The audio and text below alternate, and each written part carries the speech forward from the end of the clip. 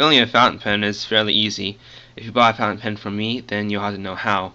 There are three basic ways fountain pen fills: aerometric, piston, and eyedropper.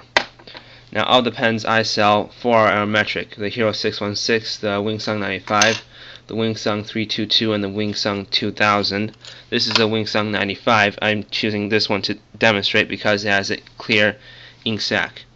Now, if you squeeze the ink sac right now, since there's no ink in it, it'll just push out air and then pull in air.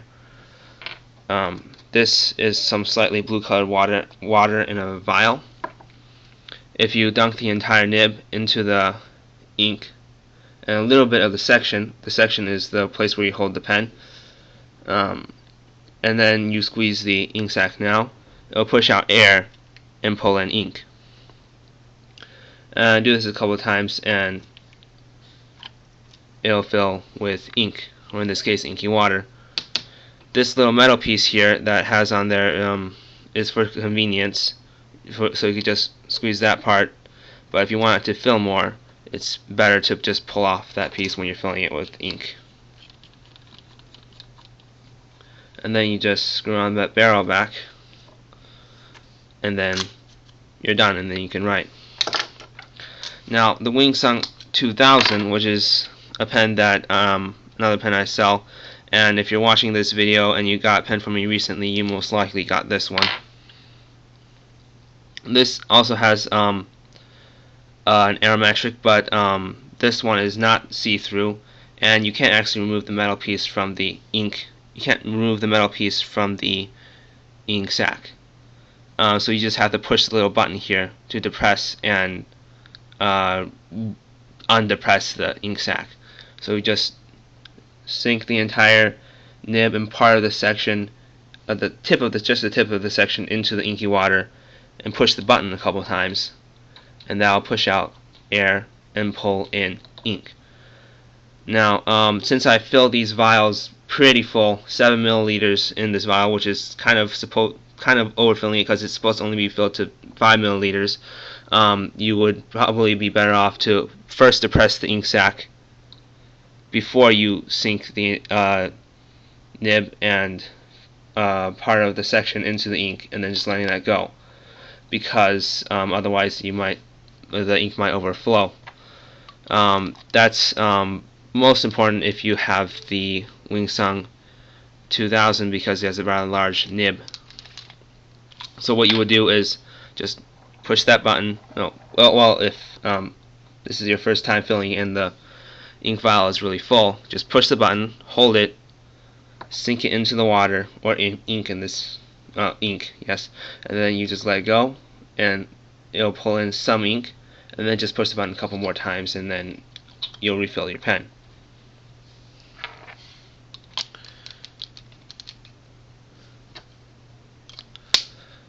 Next is the piston filling pen.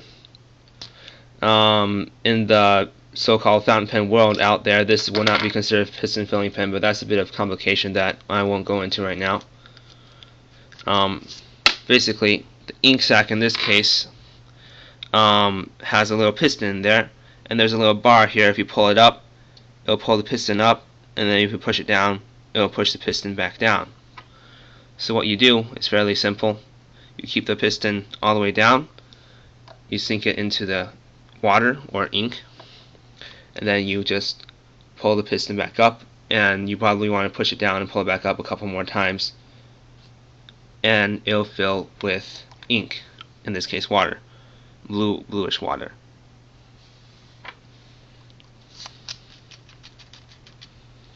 The piston filling pens I have that I sell are the Hero 9296, the Hero 3266, 488, 360 degrees, and the 7028.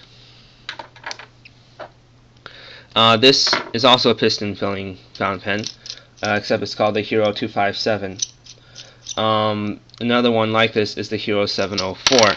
It has a piston, but in this case you can see the piston, instead of pushing down a bar and pulling back up to move the piston, you turn this knob in the back, and that moves the piston back and forth. So put the ink sac back in there, sink the entire nib and part of the section into the ink, and then turn the knob, and then turn the knob the other way and back, and it'll fill with ink, or in this case water, bluish water. I'm not sure how well you can see it on this camera, but it's full.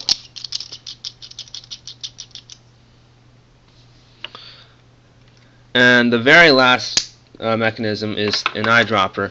Now this, there's two pens I have that fill like this: the Pilot Varsity, which is the disposable fountain pen that I have a separate video on, and this, which is the Platinum Preppy.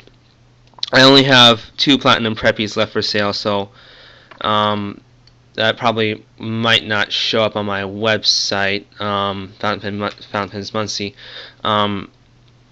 Basically, it's called an eyedropper because in the old days you would use an eyedropper and just fill that with ink and then drop it into the barrel of the pen, and then you just screw it back on and then you start writing.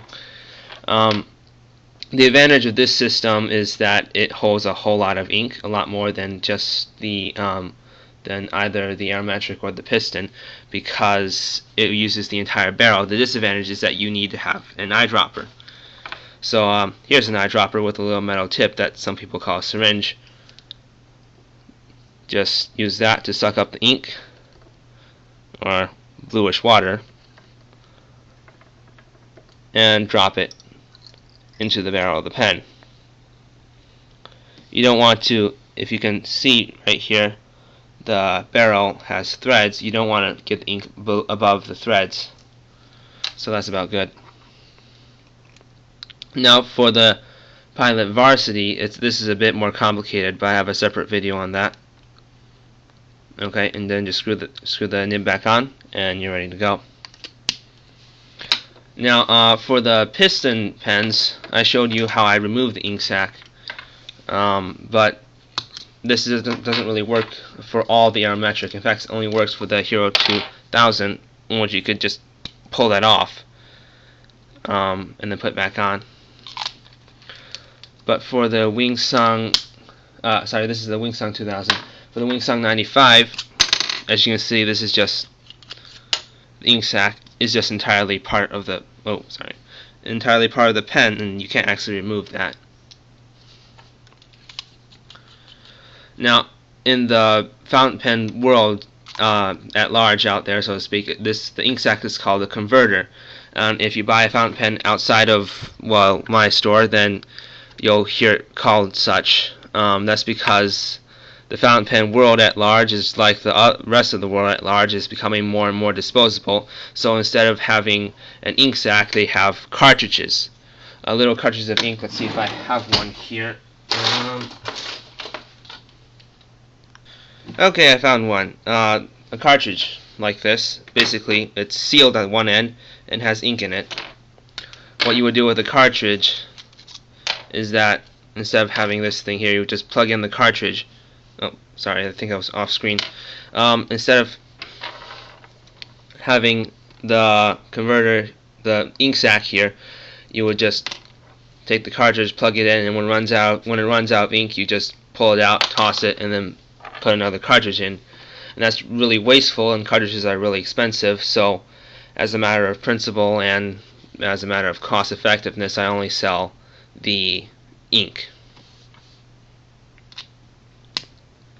So it's called a converter because most everybody in the fountain pen world out there uses these cartridges, and so a converter would convert your pen into something that can use bottled ink. Now, ink I sell comes in these little vials. They're filled to 7 milliliters, and they're $1.50. Or if you keep the vial, I can refill the vial for $1.25, which comes down to 21 cents per milliliter of ink if you buy a vial with ink, or 18 cents per milliliter if you refill the vial. And if you want to, I get the ink in whole bottles of ink like this right here. Let's see, like this right here. And if you want to more cost-effective way to get ink, then you can special order one of these vials from me, one of these full bottles from me. There are two bottle sizes: the 90 milliliter and 135 milliliter bottle of ink.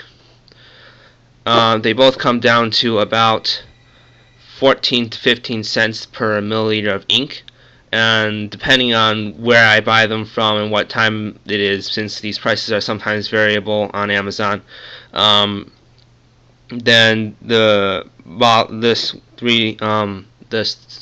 90-ounce bottle would be about $12.50 to $13, and this one would be about $18 to $20 depending on what seller I buy from, and etc. If you want to special order a large bottle, an actual full bottle of ink, it might take me a while because I have to get several different bottles at the same time to save on shipping. But that would be if you want one color that you want to use for a while, and getting one bottle would last you for a very long time. The disadvantage there is, of course, you can't try out a bunch of different colors like you would if you just bought, well, you can, but I guess that'd be really expensive if you bought vials of ink from me like this. So that's why I sell them in these sort of vials. If you want cartridges, you'll have to find that somewhere else, because I don't sell cartridges. I only sell ink. Most of my ink is from one company, Noodler's Ink, and the founder of the company, Nathan Tardif, does not make any cartridges, unlike lots of other ink companies out there right now. And as a matter of principle, and as a matter of following Nathan Tardif, who's one of my personal heroes, I don't sell any cartridges. So if you get a pen from me and you want ink, then you're going to have to learn how to fill a fountain pen, which is pretty simple, which is what this video is about. And I think that covers everything. Oh yes, cleaning a fountain pen. To clean a fountain pen, basically you get a small container, fill it up with water, and then just fill and empty the pen inside the water until it is clean. And you want to do this while you're switching inks, or you will get a mixture of colors for the ink, and you might contaminate the vial of the next ink with whatever color was inside the pen that you're filling with. And you want to clean out your pens every couple uses, every couple fills or so, probably 5 or 6, I would say. No more than 10 refills of your pen before you clean it out with water. And one thing is, if you have a removable ink sac, or converter as they call it outside of me, then you can just pull off the ink sac and get one of these bulb syringes. These bulb syringes, which are also called snot suckers, I think, because they're used to suck out infant snot or something like that. Basically, you fill this with water, plug it into where the ink sac would go, and just flush it all out, and that clean out very quickly. The Goulet Pen Company did a full video on this. If you want to look at theirs, it's their channel on YouTube is called Ink Nouveau. I'll put a link to it in the description. And all the pens that I sell are kind of low end, so to speak. The highest pen, the most expensive pen I sell is $8. The cheapest is $2. So if you want a nicer pen or something like that, I would heartily recommend the Goulet Pen Company, which I'll put a link to that also in the description of this video. And yes, that's it.